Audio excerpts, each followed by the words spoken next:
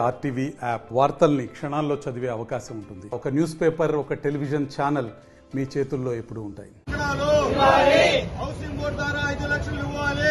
Housing board ద్వారా ఇల్లు కట్టుకున్నాక 5 లక్షలు నిరుపేదలందరికీ రేషన్ కార్డు ఇచ్చి ఇళ్ల స్థలాలు ఇవ్వాలి. రేషన్ కార్డు ఇచ్చి ఇళ్ల స్థలాలు ఇవ్వాలి. స్థలాలు ఇవ్వాలి.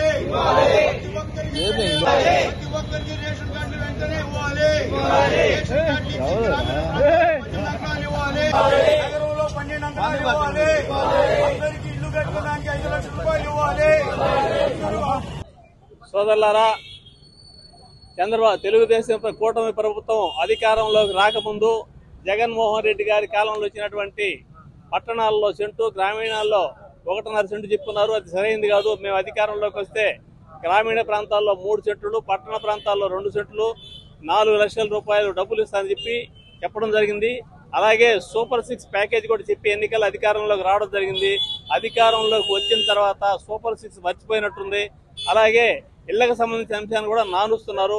ఇప్పటికైనా రాష్ట్ర ప్రభుత్వం స్పందించి వెంటనే అర్హత కలిగిన ప్రతి ఒక్కరికి ఇళ్లు ఇవ్వాలని, ప్రతి ఇంటికి 5 లక్షలు ఇవ్వాలని చెప్పని, గ్రామీణ ప్రాంతాల్లో 3 సెంట్లు, పట్టణాల్లో 2 సెంట్లు ఇవ్వాలని చెప్పని, అలాగే టిట్కో ఇళ్లలో మౌలిక వసతులు కల్పించాలని, అనేక ప్రాంతాలలో 100 ఇళ్లు ఉంటే ఇద్దరే చేరుతున్నారు, మిగిలిన వాళ్ళు కూడా చేర్చాలని చెప్పని, అందులో కూడా లబ్ధిదారులు వాస్తవ లబ్ధిదారులు లేరు, దాన్ని కూడా గుర్తించి అసలు లబ్ధిదారులకు ఇచ్చి చేస్తే టిట్కో ఇళ్లు కూడా పూర్తి అవుతాయని, ఇలాంటి అన్ని అంశాల మీద భారత కమ్యూనిస్ట్ పార్టీ ఆంధ్రప్రదేశ్ రాష్ట్ర సమితి ఆధ్వర్యాన రాష్ట్ర వ్యాప్తంగా అన్ని మండల కలెక్టర్ కార్యాలయాల ముందు నిరసన తెలియజేస్తున్నాము.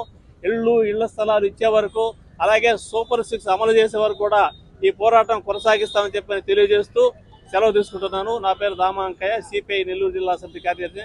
అలాగే నెల్లూరు జిల్లాకు సంబంధించి దొరతోపు గిరిజన కాలనీలో, అలాగే మంగళంతపు గిరిజన కాలనీలో 20 సంవత్సరాలుగా ఉన్నటువంటి అనేక మందికి ఇళ్ల పట్టాలు ఇవ్వడం లేదు.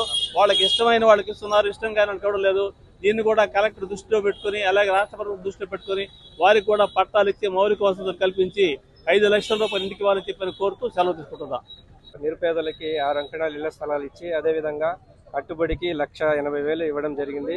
అయితే అప్పటి నుంచి కూడా భారత కమ్యూనిస్ట్ పార్టీ సిపిఐ పోరాటం చేస్తుంది. ఏదైతే మీరు ఇచ్చినటువంటి 6 అంకణాలు సరిపోదు, గ్రామీణ ప్రాంతాల్లో 3 సెంట్లు, పట్టణాల్లో 2 సెంట్లు ఇవ్వాలని చెప్పేసి, అదేవిధంగా కట్టుబడికి 5 లక్షలు డబ్బులు ఇవ్వాలని చెప్పేసి పోరాటం చేస్తూ వచ్చాం. అయితే కూటమి ప్రభుత్వం ఎన్నికల ముందు ఈ హామీలన్నీ నెరవేరుస్తాం, మేము అధికారంలో వస్తే వెంటనే మీరు ఏదైతే చెప్పారో అవన్నీ మేము నెరవేరుస్తామని చెప్పిన సంఘటనలు చేసాం. అయితే కూటమి తప్పు సంవత్సరం అవుతుంది, ఇప్పటికి కూడా ఇచ్చినటువంటి వాగ్దానాలు ఎక్కడ కూడా నెరవేర్చిన సందర్భాలు లేవు. అయితే అదేవిధంగా సూపర్ 6 అమలు కూడా పూర్తిగా విఫలమైంది.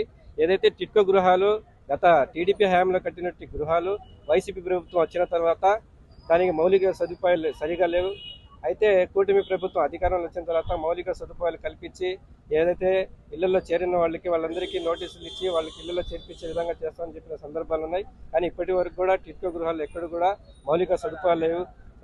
జనార్దన్ రెడ్డి కాలనీ, వెంకటేశ్వరం కనుక చూస్తే టిట్కో గృహాలు కనుక మనం పరిశీలన చేస్తే ఎంత దౌర్భాగ్యంగా ఉందంటే ఆడ అసలు జీవనం సాగించే పరిస్థితిగా లేని విధంగా అక్కడ మౌలిక సదుపాయాలు లేవు. కనుక ఏదైతే కూటమి ప్రభుత్వం ఎన్నికల ముందు ఇచ్చినటువంటి హామీలను నెరవేర్చాలా, అదేవిధంగా సూపర్ 6 అమలు వెంటనే చేయాలని చెప్పేసి డిమాండ్ చేస్తూ, లేని పక్షంలో పెద్ద ఎత్తున భారత కమ్యూనిస్ట్ పార్టీ ఈ పోరాటాలు దశల వారీగా కొనసాగిస్తామని చెప్పి సందర్భంగా హెచ్చరిస్తున్నాం.